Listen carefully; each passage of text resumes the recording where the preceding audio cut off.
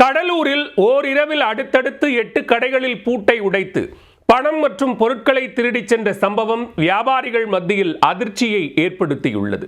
சாலையோரம் நிறுத்தப்பட்டிருந்த லாரியில் ஓட்டுநரையும் தாக்கி பணம் பறிக்கப்பட்டுள்ளது. கடலூரை மிரட்டி வரும் கொள்ளையர்களுக்கு கடிவாளம் போடப்படுமா? கடலூரில் ஒரே இரவில் அடுத்தடுத்து 8 கடைகளின் பூட்டை உடைத்து பணம் மற்றும் பொருட்களை திருடிச் சென்ற சம்பவம் வியாபாரிகள் மத்தியில் அதிர்ச்சியை ஏற்படுத்தியுள்ளது. சாலை ஓரம் நிறுத்தப்பட்டிருந்த லாரியில் ஓட்டுநரையும் தாக்கி பணம் பறிக்கப்பட்டுள்ளது. கடலூரை மிரட்டி வரும் கொள்ளையர்களுக்கு கடிவாளம் போடப்படுமா?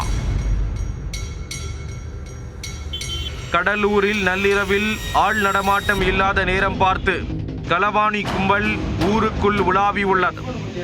இந்த கும்பல் புதுப்பாளையத்தில் உள்ள செல்போன் சர்வீஸ் கடையின் பூட்டை உடைத்து செல்போன் மற்றும் பணத்தை திருடி உள்ளது. இதே போன்று திருப்பாதிரிப்பொலியூரில் பாடலீஸ்வரர் கோவில் அருகில் உள்ள செல்போன் சர்வீஸ் கடையிலும் கைவரிசை காட்டி உள்ளனர்.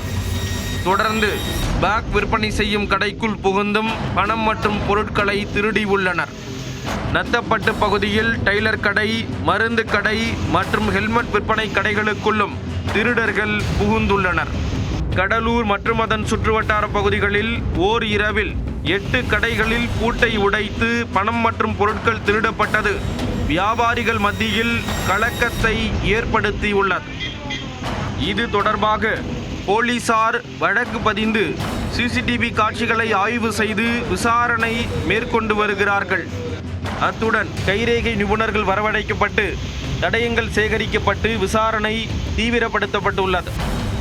மேலும் ஒரே கும்பல் திருட்டு வேலையில் ஈடுபட்டதா அல்லது வெவ்வேறு நபர்கள் ஈடுபட்டனரா என்ற கோணத்திலும் விசாரணை நடத்தப்பட்டு வருகிறது.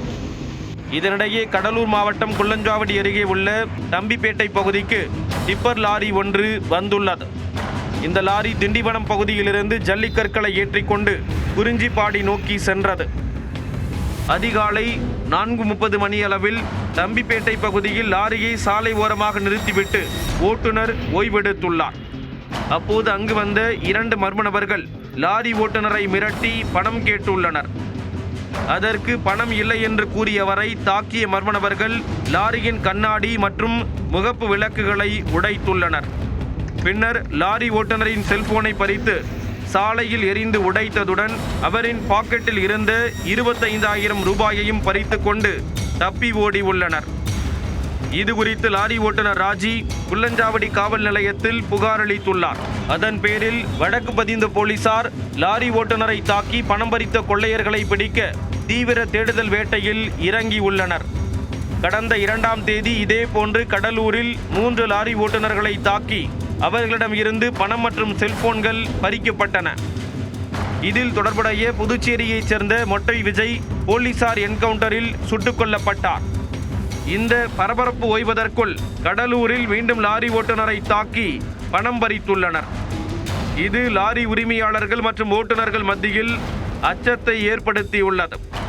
இந்த வழக்கில் தொடர்புடைய நபர்களை போலீசார் விரைந்து கைது செய்து வழிப்பறி கொள்ளையர்களுக்கு முடிவுரை எழுத வேண்டும் என்றும் கோரிக்கை எழுந்துள்ளது.